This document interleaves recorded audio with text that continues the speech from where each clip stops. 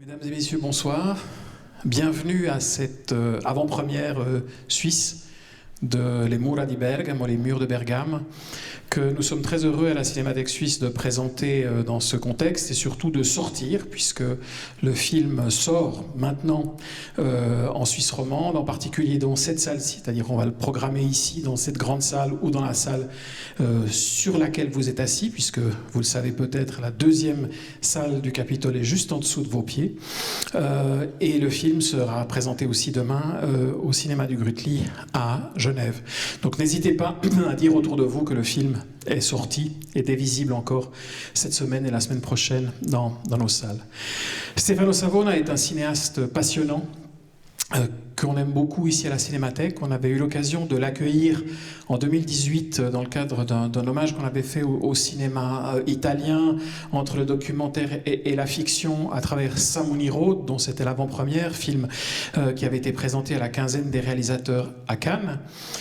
C'est un cinéaste qui a reçu un prix à Locarno avec Plomb durci, Piombo Fuso, et qui réussit ici avec les murs de Bergame. Pour moi, un film passionnant, absolu. C'est pour ça d'ailleurs que la Cinémathèque a décidé de le distribuer après l'avoir vu lors de sa première au Festival de Berlin l'année dernière, sur un peu la question du Covid, mais il va évidemment beaucoup plus loin que ça, puisqu'il raconte une histoire très profonde sur l'humanité. On aura l'occasion d'en parler avec lui. Veuillez accueillir Stefano Savona.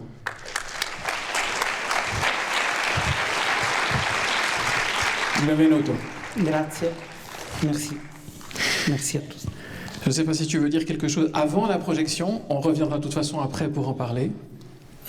Moi, d'abord, j'ai vraiment envie de te remercier pour cette invitation. C'était le premier qui m'a écrit après avoir vu les films. C'était très, très important à ce moment parce que c'est un film qui a une naissance un peu longue et compliquée, comme on peut bien l'imaginer, vu son sujet et le temps dans lequel il a été réalisé.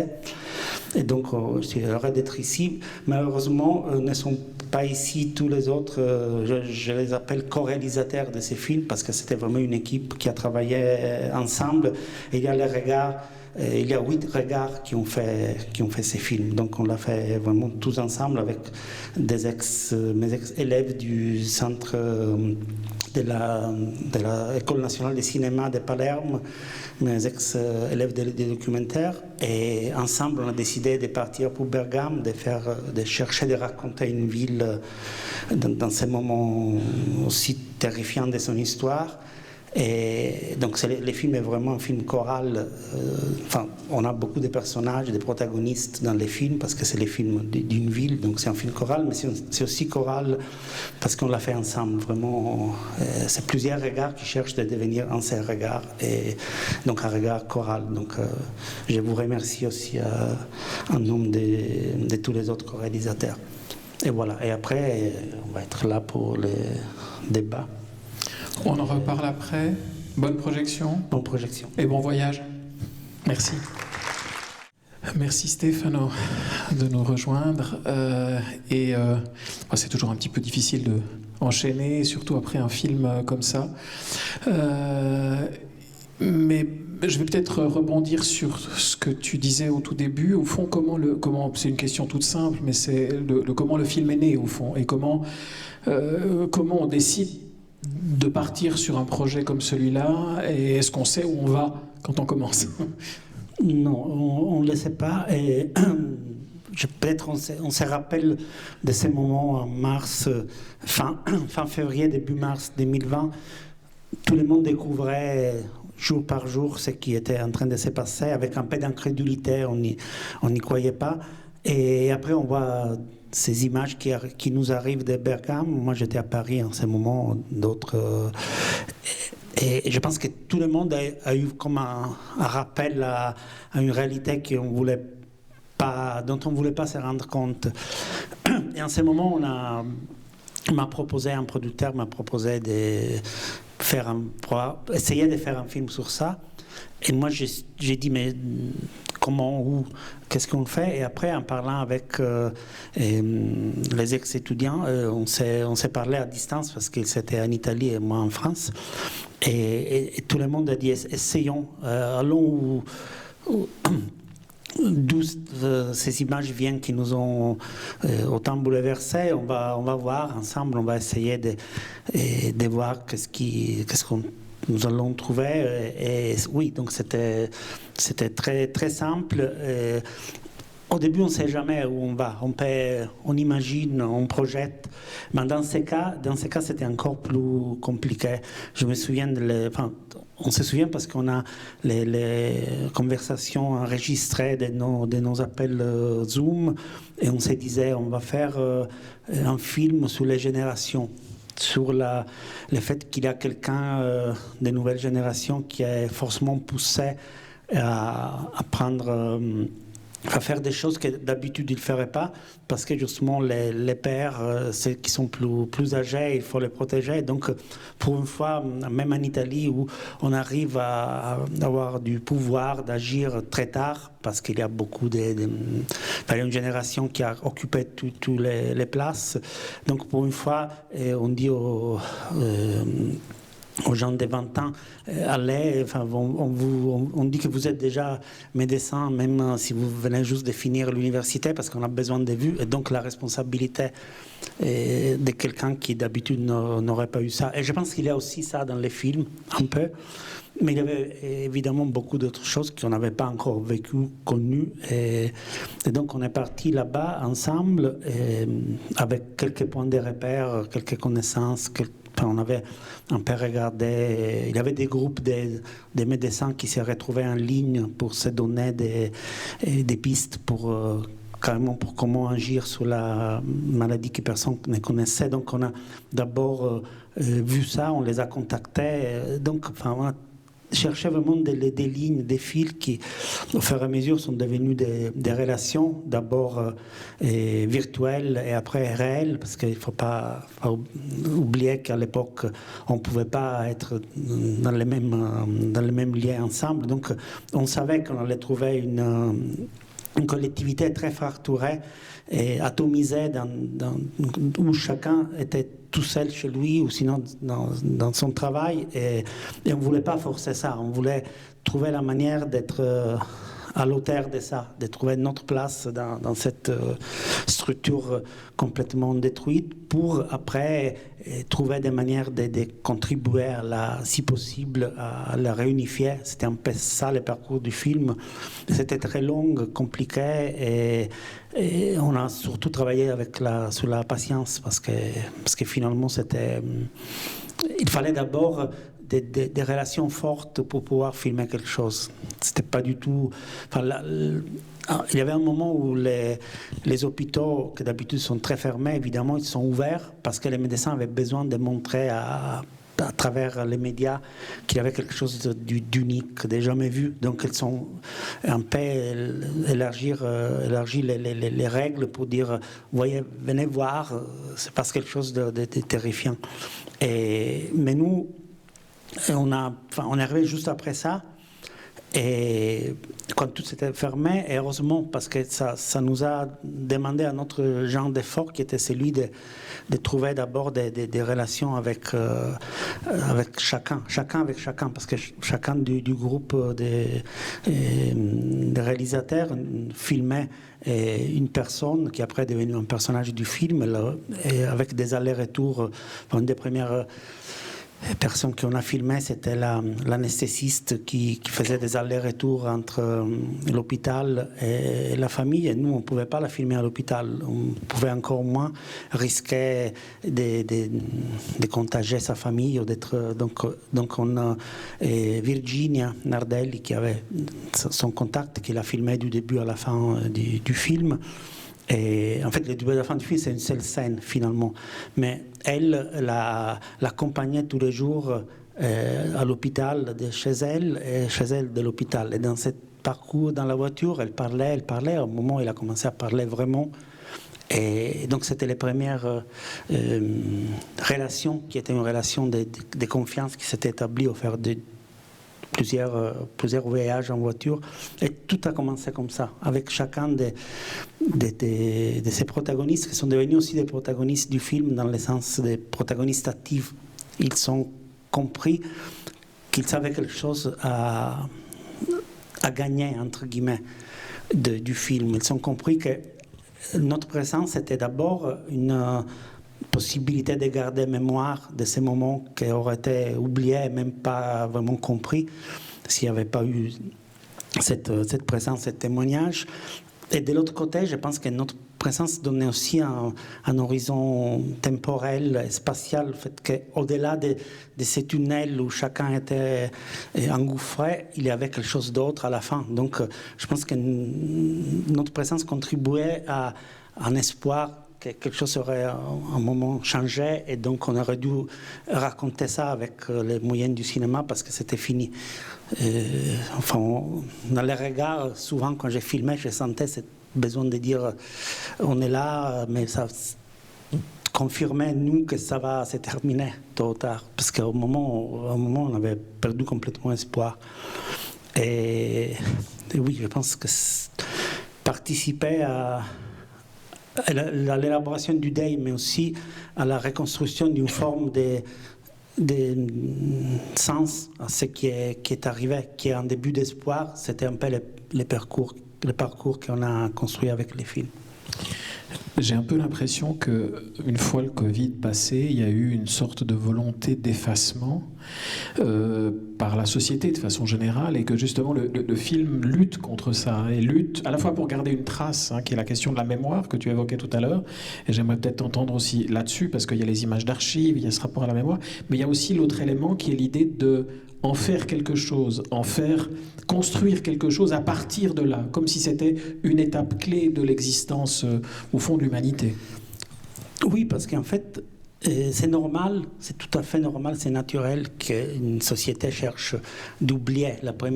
Une fois qu'on peut passer à autre chose, on passe à autre chose vite, mais si cela devient le déni de ce qui est arrivé, ça revient de manière très, très forte, violente. Et les médecins nous disaient en fait que 80% des médecins qui ont travaillé à Bergame ont eu une nécessité de s'adresser au service psychologique de l'hôpital. C'est énorme, c'est d'habitude personne. Mais là, tout le monde a travaillé jusqu'au moment où c'était nécessaire, et après, on a compris qu'on avait... Ils ont compris qu'ils avaient quand même dû métaboliser des choses qu'ils ne pouvaient pas métaboliser. Donc, toute cette souffrance est revenue, et ils n'avaient pas le temps de ne pas dormir pendant, mais après, il y a eu des crises de panique, des crises d'angoisse, ils sont arrêtés de dormir. Mais on en a connu beaucoup, mais d'autres, on a parlé avec les psychologues, ils nous ont dit c'est presque une autre épidémie. Donc il y a la guérison, mais après il y a d'autres guérisons nécessaires. Et je pense que la première guérison est d'ordre médical, la deuxième est d'ordre familial. Dans la troisième, c'est celle dans laquelle la société prend les relais et assume tout son rôle des filets de sécurité de nos existences. Là, je pense que le cinéma a aussi son rôle, qui est la mémoire, l'accompagnement, l'amplification des voix, et surtout, nous, on s'est dit, dès que ce groupe qui s'est formé, pour cette groupe de parole qui s'est formé, on a dit on va les suivre, et après on a compris qu'on était quand même, qu'il fallait assumer que notre témoignage, chaque fois qu'on filmait, que ce qu'on filmait était vraiment nécessaire pour eux. Ils nous demandaient qu'est-ce qui se passe, qu'est-ce que vous voyez, parce qu'ils avaient besoin de savoir que cette métabolisation était vraiment collective. Ça ne se donnait pas le droit de parler. C'est un peu étrange. Les protagonistes avaient presque de la pudeur, ou comme une crise de légitimité de pouvoir parler de ça. Donc il fallait imaginer que quelqu'un d'autre les écoutait, même si quelqu'un d'autre était nous, parce que les films auraient dû être montés bien plus tard.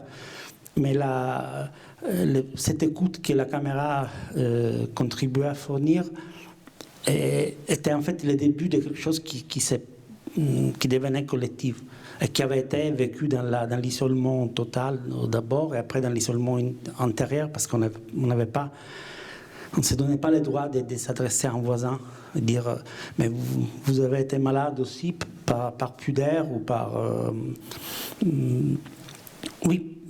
parce que chacun pensait quand même que quelqu'un d'autre avait souffert encore plus, donc on ne s'octroyait pas le droit de se plaindre vis-à-vis des autres. C'est très, très compliqué. Je me suis dit, si cela était arrivé dans une ville du sud d'Italie, peut-être Palerme ou d'où je viens, tout aurait été théâtralisé de manière beaucoup plus franche et peut-être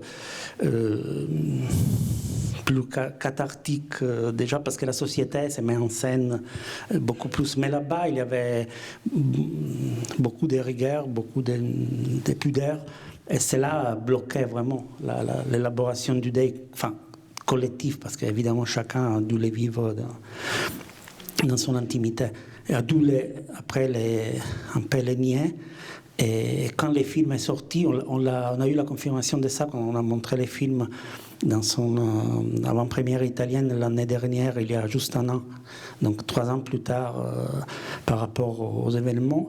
Et quand on a montré les films à Bergame, dans l'avant-première, et après, dans chaque projection, on en a fait beaucoup, et les gens s'élevaient du public et au lieu de poser des questions, ils racontaient leur histoire. C'est comme si les films avaient donné les droits, avaient donné la légitimité à la parole de s'exprimer, enfin sans honte de dire ce que chacun avait vécu. Et après, les groupes de la Montagnola, les groupes qui géraient cette sorte de débat parmi les protagonistes du film, a commencé à organiser des débats eux-mêmes, parce que moi, je ne pouvais pas tout suivre. Ils se sont dit, non, mais nous, on va gérer les débats nous-mêmes. Et les débats sont devenus comme une sorte d'élargissement de ces premiers groupes de parole qui a continué longtemps, qui continue encore aujourd'hui, même de manière plus éparse. Et donc ça répondait évidemment à un besoin qui était présent dans la collectivité. Peut-être parlons juste des murs, parce que le film s'appelle Les Mura di Bergamo, les murs de Bergame. En français ici traduit les remparts de Bergame. C'est vrai que ils ont une histoire moyenâgeuse, mais enfin qui sont, c'est vrai, symboliques de la ville de Bergame. Mais évidemment, le titre va bien au-delà. Oui, le titre, pour moi, à un moment, c'était, j'ai rêvé des murs. C'était un peu ça. Enfin, j'ai senti c'était un moment qu'on travaillait sur les images de la thérapie intensive et la sensation qu'on avait, c'était souvent celle de l'enfermement dans les corps qui devient un mur, donc qui empêche de sortir, qui empêche aux autres de rentrer. Donc, dans cet isolement radical, chacun était devenu une sorte de chambre fermée dans les murs. Et après, les murs de la ville étaient devenus aussi des choses pour se protéger, pour se séparer. Donc la ville qui est faite des rues, les rues n'existaient plus, les rues étaient vides parce que c'était où on pouvait se contagier. Et alors, mais la ville est faite surtout des rues plutôt que des murs. L'histoire d'une ville se passe dans les rues. Et une ville comme celle-là, qui est entourée par des murs, donc c'est quand même une ville qui devrait protéger, est devenue l'endroit où on s'est contagié. Donc autour de ces murs s'est construit un peu une partie du symbolisme. Enfin, les murs, on se répare, donc ces moments de rencontre ont eu lieu sur les murs, parce que ces jardins qu'il y a autour de Bergame, c'est sur les murs. Donc c'était devenu une autre forme de protection, mais une protection par la parole. Et après, au fond, les murs de Bergame, c'est aussi tous ces gens qui ont dû quand même travailler, se sacrifier, perdre leur vie aussi pour rester debout au moment où tout pouvait complètement s'écrouler. Donc les murs de Bergame, c'est aussi tous ces docteurs, tous ces bénévoles qui ont resté, qui ont continué à faire leur travail au moment où tout le monde se mettait au sécure. En fait. Deux éléments encore peut-être avant qu'on passe peut-être le micro au public, mais c'est les images d'archives. À quel moment vous avez ressenti, ou tu as ressenti, mais où vous avez senti le besoin d'aller piocher dans la mémoire au fond j'imagine, de la ville et des gens de la ville? Oui, oui, c'était très tôt finalement, parce qu'on sentait, dès qu'on a commencé à tourner dans les hôpitaux ou à imaginer des tournées avec des gens qui étaient à moitié endormis, et dès qu'on a commencé à parler avec les gens qui étaient sortis du coma pharmaceutique de l'intubation, et nous ont dit, mais on ne dort pas vraiment. Enfin, on est là et on n'est pas là. On peut dormir, on peut être endormi pendant 3 semaines, 4 semaines. Il y a même des gens qui sont restés 3 mois. C'est énorme d'habitude. Enfin, on ne reste pas dans cet état aussi longtemps. Mais comme ils n'arrivaient pas à respirer, il y en a qui sont restés vraiment très très longtemps dans la thérapie intensive. Et donc, à l'intérieur de cet état, on continue à rêver ou à avoir des mémoires plus ou moins conscientes, parce que le niveau d'inconscience est un peu fluctuant. Et donc la relation entre la vie intérieure et la vie extérieure est complètement bouleversée. C'est une sorte de maladie aussi qui est appelée syndrome de la thérapie intensive, quelque chose comme ça. Et donc, je me disais, oui, c'est des corps qu'on doit faire marcher à nouveau, mais à l'intérieur, il y a quelque chose. Et quelque chose ne peut être que la mémoire des bons moments, des moments plus tragiques de la vie. Et après, à ce moment, on a découvert, avec Sarah Afghai, qui s'est occupée du montage d'archives de ces films et qui connaissait très bien cette archive, qui est une archive des films de famille qui s'appelle Cinescatti. C'est des films de famille de toute la zone autour de Bergame, qui est gérée de manière vraiment héroïque depuis des années par les mêmes groupes qui organisent les Bergamo Film Meeting, et ils ont réussi depuis, ça fait une quinzaine d'années je crois, à recueillir tous les films de famille, et il y avait beaucoup de cinémateurs presque professionnels à Bergame, à partir des années 30, avaient produit des images très, très belles. Donc il y a une très belle archive qui est un peu l'histoire privée de la ville. Et comme on dit dans les films, parce qu'il y a un moment où on rencontre la fille qui gère l'archive, les films des familles sont des films où s'est passé toutes les choses qui ne pouvaient pas avoir lieu au moment de la pandémie. Donc les fêtes, les rencontres, les naissances, on filmait évidemment que des histoires collectives. On filmait même les funérailles jusqu'aux années 60, parce que c'était une pratique qu'on filmait pour en garder mémoire. Et donc c'était comme si le cinéma gardait une mémoire fossile en ce moment de tout ce qu'on ne pouvait pas faire au quotidien. Et donc on s'est dit qu'il fallait travailler ça pour créer une troisième dimension qui était celle de la... pour l'imaginer. Cette troisième dimension qui était celle de la mémoire, et aussi pour utiliser ça dans les processus de guérison. Et à la fin, les films de famille avec la musique deviennent quand même comme une relation entre les différents âges de la ville, les différentes périodes de la ville, comme si tout le monde, effectivement, tous les gens qui font la fête dans la dernière scène du film ne sont plus là, parce que c'est des gens qui étaient jeunes dans les années 30, 40, 50 probablement, ne sont plus là, mais ils sont tous, la ville est en train de fêter ensemble le fait qu'elle existe, qu'elle nous donne tout ce qui nous a aussi tragiquement manqué pendant la pandémie. Parce qu'on s'est rendu compte, nous, là à Bergame, on s'est rendu compte de combien c'est bien d'être dans une ville. Je ne sais pas comment dire. On la donne par acquis, le fait d'être dans une ville. C'est surtout, non, mais là, c'est pas, il y a trop de monde, on n'est pas bien, mais dès que tout ça s'arrête, on comprend à quel point on a besoin des autres autour de nous pour fonctionner, même dans les fonctionnements les plus basiques. On n'est pas des individus isolés. Dès qu'on nous oblige à l'isolement, on perd la tête. Il y a des micros qui circulent dans la salle, des deux côtés, au parterre. Si vous avez une question, merci de lever la main. Est-ce qu'on peut peut-être allumer un petit peu plus la salle pour qu'on vous voit, parce qu'on ne vous voit pas très bien. Là, il y en a un, je crois. Oui, ici devant. Oui. Mais il y a un peu plus de... Voilà, merci.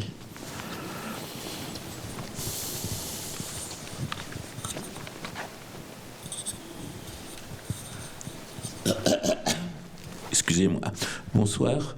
Je voulais un peu revenir sur l'utilisation des archives, parce que il m'a semblé qu'il y avait quand même un thème à chaque séquence d'archives. Je pense surtout au début où les gens sont à l'hôpital et on voit des petits-enfants, on voit les gens pieds nus aussi à l'hôpital, on voit des pieds. Comment est-ce que vous avez travaillé en fait cette utilisation des séquences d'archives et puis le choix de les placer à tel ou tel moment du film?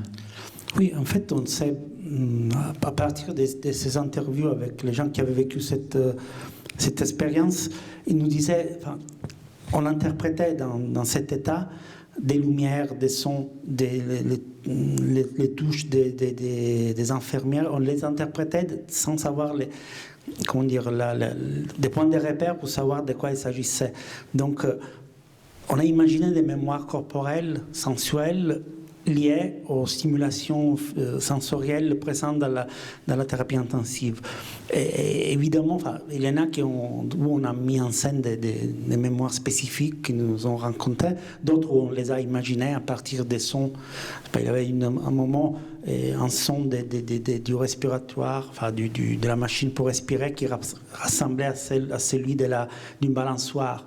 Donc, mémoire des vacances d'été qui se mélangent à cette réalité où on n'est nulle part, parce qu'il y a ce corps qui se retrouve dans un état physique de douleur ou par moments, juste il est perdu dans un espace qu'on ne reconnaît pas. Et on cherche de faire avec une mémoire interne et des stimulations externes. Donc, au début, c'était ça. Et après, au moment où on est dans l'hôtel avec les gens qui sont dans la période après la première guérison, là, par contre, on a cherché d'illustrer, si on veut, les mémoires, surtout des Mario, qui était le vieux monsieur qui dit qu'il a vu la mort, il était prêt.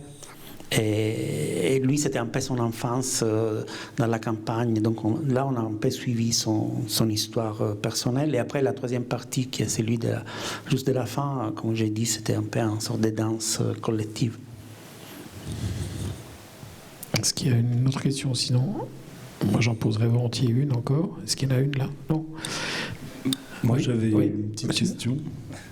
C'était d'un point de vue plutôt pratique au niveau du tournage. Je me demandais, en fait, vous étiez combien en tout à tourner et comment ça se passait? C'est-à-dire que vous qui tourniez, vous avez des personnes qui étaient assignées pour un peu faire ce lien de confiance dont vous parliez avant, ou enfin comment ça se passait en fait? En fait, chaque scène a été tournée par une personne, sauf les scènes collectives dans la deuxième partie du film où on était avec des caméras et avec un son séparé. Enfin, on a fait tout nous-mêmes, mais là on avait la liberté d'être ensemble, donc on en a profité. Sinon, avant, chacun voyait toujours les mêmes personnes, les suivait quand c'était possible, et on a tourné, on était 6, 7 à tourner on a tourné évidemment beaucoup plus des situations qu'on n'a pas montées. On avait 1000 heures de RH, qui est quand même beaucoup. Et voilà, parfois, moi, j'allais rencontrer quelqu'un qui avait été rencontré la première fois par quelqu'un d'autre. Donc, parfois, j'ai tourné ou avait tourné quelqu'un d'autre mais c'était très rare. D'habitude, c'était vraiment comme une relation intime entre un de nous et un protagoniste du film, qui a fait quand même que se sont nouées vraiment des relations d'amitié profondes qui sont restées du début à la fin du film. Ça, c'était aussi on a quand même continué à avoir les mêmes personnes du début à la fin pour être pour avancer ensemble dans la construction du récit. À quel moment sont... Madame, ici, oui. Oui, alors je dépasse ma timidité car j'ai beaucoup apprécié votre travail et j'ai une question qui s'articule sur plusieurs points. Donc merci d'abord pour ce témoignage, pour cette élaboration qui probablement nous touche tous. Et donc je me réfère à la question précédente sur le travail que vous avez fait sur les archives. J'étais interpellée par une image récurrente de quelqu'un en train d'émerger de l'eau. C'est un très bel homme qui émerge des eaux. Il y a le thème de l'eau qui revient surtout dans la première partie. Deuxième question, est-ce que vous avez, peut-être un peu banal, jamais culpabilisé pendant votre travail sur le tard? Et encore deux petites notations. Je vous félicite pour avoir choisi cette femme qui, je crois, est entrepreneur, donc ils ont une activité de pompe funèbre, et donc, disons, quelqu'un qui est un passeur de la vie à la mort, qui devient, dans votre travail, quasiment un passeur de la mort à la vie. Donc ça m'a beaucoup interpellée. Et puis pour terminer, est-ce que vous avez des nouveaux projets et dans quelle direction vont vos nouveaux projets? Merci. Tout un programme. Et, du coup, j'ai oublié la première question. C'était l'homme qui sort de l'eau. Ah oui, l'eau, oui. Oui, l'eau, c'était surtout les manques. Enfin, les images d'eau, pour moi, ça me rappelait les manques des souffles. Enfin, on n'arrivait pas à respirer. Donc, c'était comme si quelqu'un gardait tout le monde dans une sorte d'eau dense qui faisait peur. Et après, il y a des naissances par moment. Enfin, dans la première partie, je pense que dans la mémoire, parce que c'était ça qui me racontait, on revenait souvent sur des mémoires inconscients, même de la première jeunesse. Et là, l'eau, c'est important à Bergame parce qu'il y a les lacs autour. Donc, même si c'est une ville où on n'a pas la mer, il y a quand même une relation à l'eau enfin, je pense qu'ici en Suisse d'ailleurs, et on va beaucoup au lac.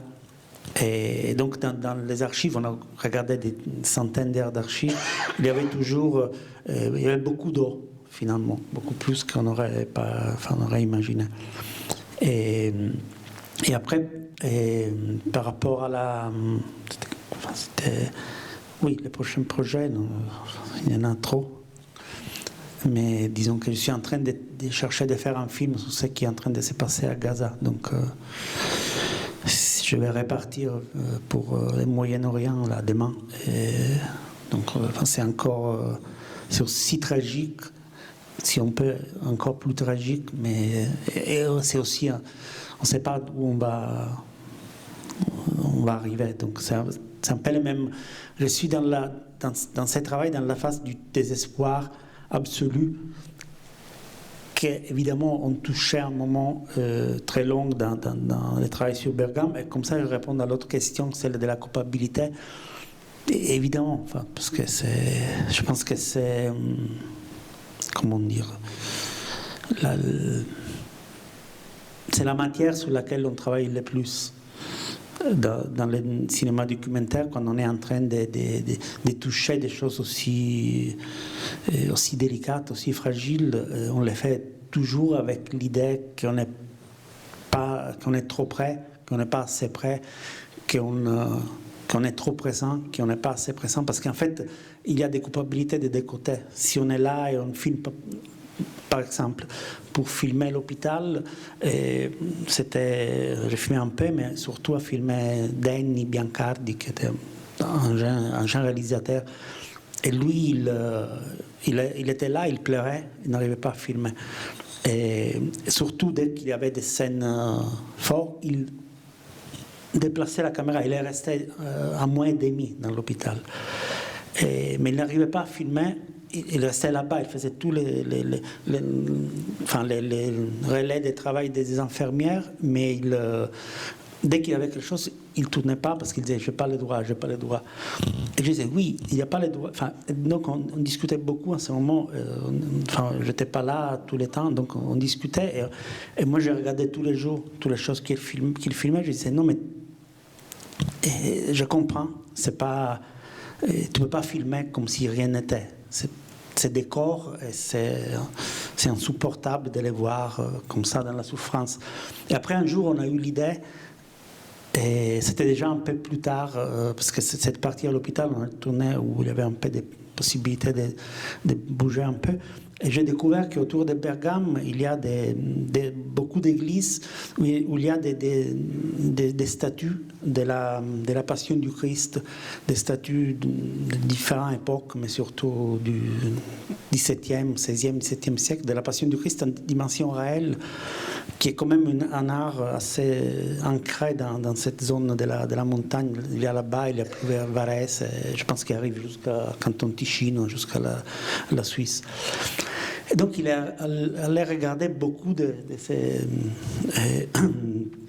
ces sculptures, et là on a compris qu'il fallait c'est pas qu'il fallait pas filmer, il fallait filmer avec la dignité d'une image qui rend quelque chose d'autre, qui produit quelque chose d'autre avec les corps humains en souffrance, nus et en détresse. Donc c'était un parcours long par lequel, après, au montage, la même chose. Au montage, c'était très difficile de trouver les moments où cela pouvait surgir. Et les images d'archives servent aussi à médier tout ça. Donc, on lutte. Enfin, si on n'avait pas de culpabilité, on ferait des choses profanes, si on peut utiliser le terme. Et si on en a trop, on ne le fait pas. Mais si on cherche de faire... Enfin, c'est toujours comme un voyage autour de la honte, si on peut dire. Si c'est vraiment bien, c'est autour des racines de la honte, parce qu'on parle aussi de soi-même, mais on est encore plus sincère. Sinon, quand même, on se débrouille autour d'un parcours qui est parsemé de honte, d'interdits, de peurs, de terreurs, de culpabilité, de souffrance. Mais ça... Il faut aussi du temps pour arriver à comprendre ça et à faire quelque chose avec. Donc le temps, je pense, c'était quand même l'ingrédient principal d'un projet comme ça. Mais peut-être juste par rapport à l'approche et à la juste position, il y avait quand même un élément en plus, c'est que finalement, en étant dans ces milieux, notamment le milieu hospitalier, chacun de vous se mettait aussi en danger. Je veux dire, c'est exactement le genre d'endroit où finalement quelqu'un dirait non, je vais surtout pas y aller parce que je vais tomber malade. Donc au fond, vous-même, vous mettiez... il y avait quand même cette dimension-là dans le rapport à la distance. Oui, probablement, oui. Sans doute il y avait ça, mais surtout, quand même, chacun... Enfin, c'était un moment où la famille n'avait pas le droit d'aller. Et nous, on cherchait d'y aller. Donc c'était déjà ça qui était insupportable à penser.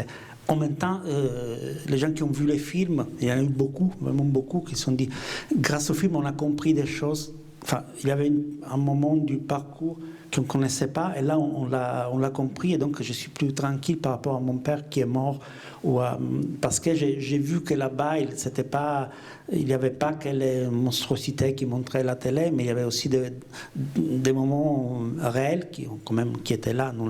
Évidemment, on ne les a pas mis en scène, des contacts entre les soignants et les patients, des moments de tendresse. Et donc, même les malades, au contraire, nous ont dit, nous, on l'a vécu de l'intérieur, et après, on a vu les contre-champs qui étaient le travail des médecins ou toutes les choses qui s'est passées à l'extérieur, et ça nous a aidé à comprendre ce qui s'est passé à l'extérieur.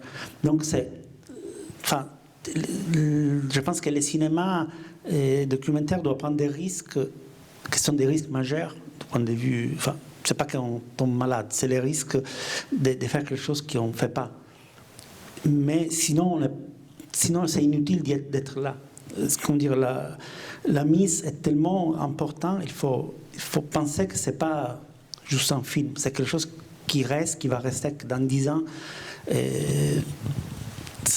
Si on a bien travaillé, on a pas fait du mal, comme dit les médecins, d'abord ne pas nuire et après soigner. Donc nous, c'était notre idée aussi, d'abord ne pas faire du mal, mais en même temps chercher de faire ce qu'on était là pour faire.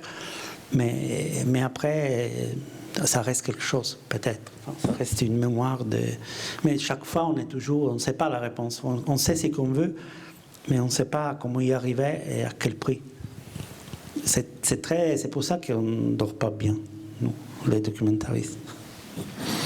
Stefano Savona, merci de nous avoir rejoints, merci d'avoir accompagné le public à ton film, merci de l'avoir fait et de nous permettre de le montrer encore ces prochains jours. Encore merci. Merci. Et à la prochaine, j'espère. Oui, merci.